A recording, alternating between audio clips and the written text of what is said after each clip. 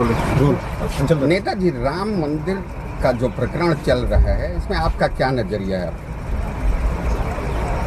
देखिए, राम मंदिर पर मैं कई बार बोल चुका हूँ और मैंने कल ही बोला था कि मैं पहला व्यक्ति हूँ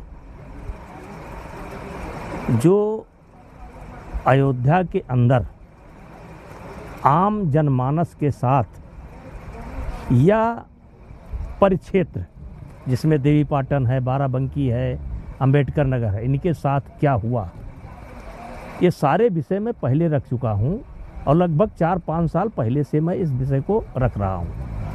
अब जैसे इतने बैरियर लगाए गए थे, वो क्यों लगाए गए, उससे क्या लाभ मिला? अयोध्या को एकदम ऐसे तर्ज पर, जैसे पीएम हाउस की सिक्योरिटी होती है, जैसे राष्ट्रपति भवन की सिक्योरिटी होती है, उस तर्ज पर इसको सिक्योरिटी करना चाहिए था।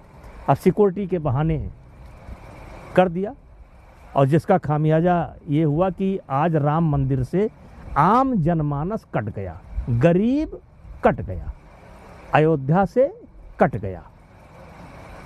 और रहा सवाल जो मैंने भ्रष्टाचार के बारे में बोला था, मैं तब बोला था जब किसी ने नहीं बोला था, तब मैंने बोला था।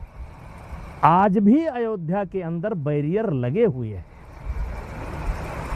और बैरियर इसलिए, जैसे रंग महल एक मंदिर है, उसके आगे बैरियर लगा हुआ है,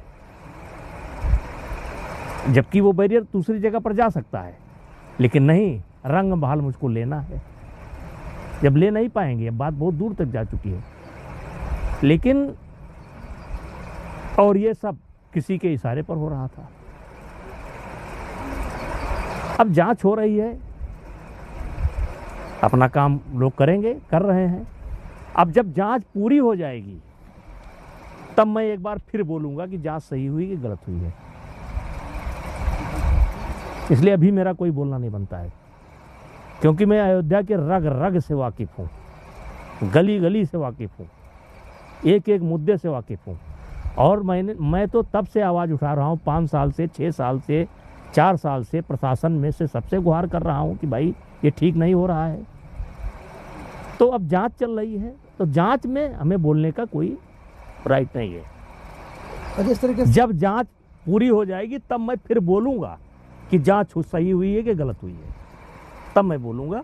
अभी मेरा बोलना कोई बनता नहीं है। अच्छा नेताजी, जैसे आज के डेट में जो कैसी व्यवस्थाएं होनी चाहिए, आप क्या चाहते हैं कि वहाँ ऐसा हो कि पारदर्शिता रहे और सब चीज़ हो? जैसे पार्लियामेंट की सिक्योरिटी होती है, जैसे राष्ट्रपति भवन की सिक्योरिटी होती है, जैसे पीएम हाउस की सिक्योरिटी होती है, उस तरीके से वहाँ सिक्योरिटी होनी चाहिए। अब जैसे पीएम हाउस के सामने सड़क चलती है, कभी नहीं बंद होती, मात्र रूट लगता है, जैसे प्रधानमंत्री जी का रूट लगता है या कोई विदेशी डेलीगेट्स आया तो उसका रूट लगता है, तो थोड़ी देर के लिए सड़क बंद होती है। आप पूरी अयोध्या को क्यों बंद करते हो? तो पार्लियामेंट के तर्ज पर, राष्ट्रपति के तर्ज पर, राष्ट्रीय भवन के तर्ज पर, पीएम हाउस के तर्ज पर सिक्योरिटी होनी चाहिए। आप रखिए सिक्योरिटी, लेकिन आप ये नाजायज बैरियर क्यों लगा रहे हो?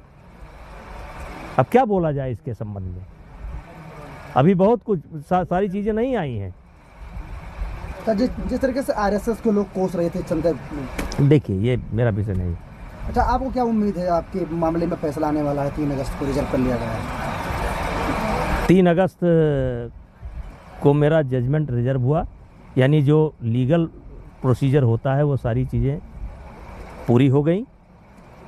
और मैंने पहले कहा था कि अगर ये प्रकरण सत्य पाया जाएगा तो मैं फांसी पर लटकूंगा। मैं आज भी उस बात पर कायम हूँ। ये श्रीमान जी लोग ना तो समय बता पा रहे हैं, ना तो सन बता पा रहे हैं, ना तो जगह बता पा रहे हैं।